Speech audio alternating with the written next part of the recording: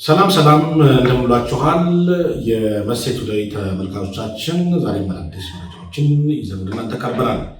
የመጀመሪያው መረጃችን ታዋቂው የኦሮምኛ ቋንቋ ቲክቶከር በመኪና አደጋ ሕይወቱ ማለፉ ተሰምቷል። በኦሮምኛ ቋንቋ የተለያዩ የሙዚቃ ቪዲዮዎችን በቲክቶክ ሲያቀርብ የነበረው ኢብሳ ጉተማ ከአዲስ አበባ ወደ አዳማ በመጓዝ ላይ ሳለ ባጋጠመው የመኪና አደጋ ሕይወቱ ማለፉ ተነገረው። ኢብሳ ጉተማ ሕይወቱ ከማለፉ ከጥቂት ሰዓታት በፊት ቲክቶክ ላይ ቪዲዮ ለቆ ነበረ። ቪዲዮው ተመልክተው እንመለስ።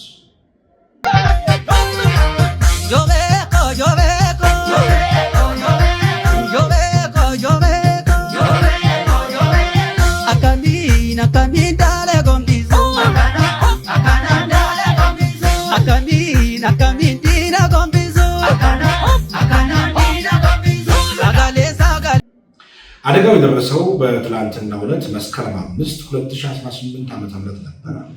በማህበራዊ ሚዲያዎች ላይ የወጡ ያሉ ተንቀሳቃሽ ምስሎች እንደሚያሳዩት መኪናው ከፍተኛ ጉዳት እንደደረሰበት ነው። አደጋውን ተከትሎ ጓደኞቹና ተከታዮቹ ሀዘናቸውን እየገለጹ ይገኛሉ። አሁን በደረሰን መረጃ ደግሞ የሟቹ አስክሬን ከሚኒሊክ ሆስፒታል ወደ ትውልድ ቦታው ወለጋ ሆሮ ጉድሩ ፊንጫ መላኩ ተሰምቷል። የአደጋውን መንስኤ ለማጣራት የሚመለከተውን አካል ለማናገር ያደረግነው ሙከራ አልተሳካም። መሴቱ ላይም በኢብሳ ጉተማ ህልፈተ ሕይወት የተሰማውን ሀዘን ይገልጻል። ለመላው ቤተሰቦቹም መጽናትን ይመኛል። በአሜሪካ የኢትዮጵያዊቷ አሳዛኝ አሟሟት።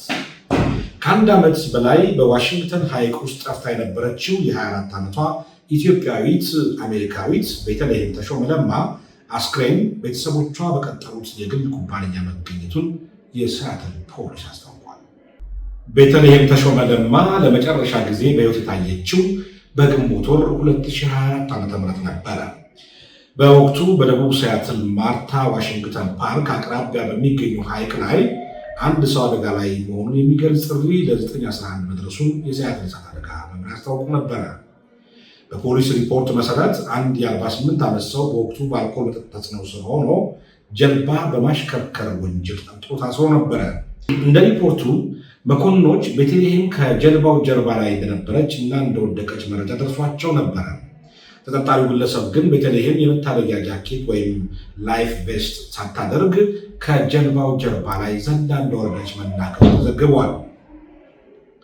በሰኔ ወር የቤተልሔም ቤተሰቦች ተጠርጣሪው ላይ የፍትሐ ብሔር ክስ መመስረታቸው ይታወሳል። ክሱም ግለሰቡ ለቤተልሔም የመታደጊያ ጃኬት እንዳልሰጣትና ጀልባውን በአደገኛ ሁኔታ በማሽከርከር ቤተልሔም ወደ ቀዝቃዛ ውሃ እንድትወድቅ ማድረጉን ይገልጻል።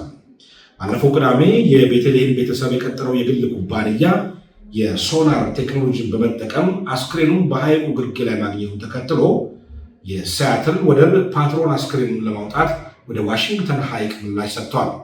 የኪንግ ካውንቲ የሕክምና መርማሪ አስክሬኑ የቤተልሔም ተሾመ ለማ መሆኑን ካረጋገጠ በኋላ የሞቷ መንስኤም መስጠም መሆኑን ወስኗል።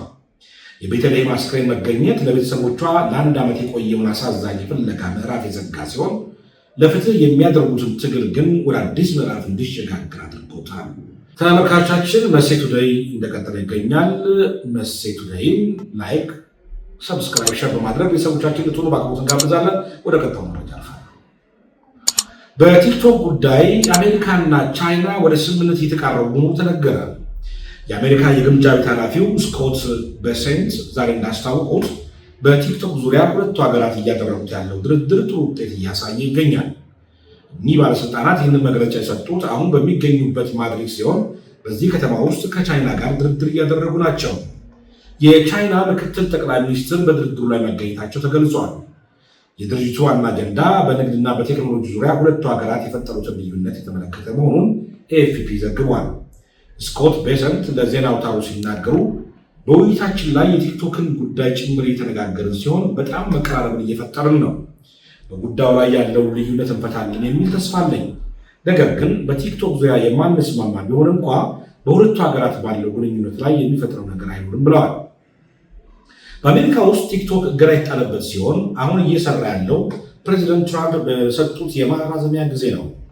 ይህ የተሰጠው ቀነ ገደብም የፊታችን ሮብ የሚጠናቀቅ መሆኑ ይታወቃል።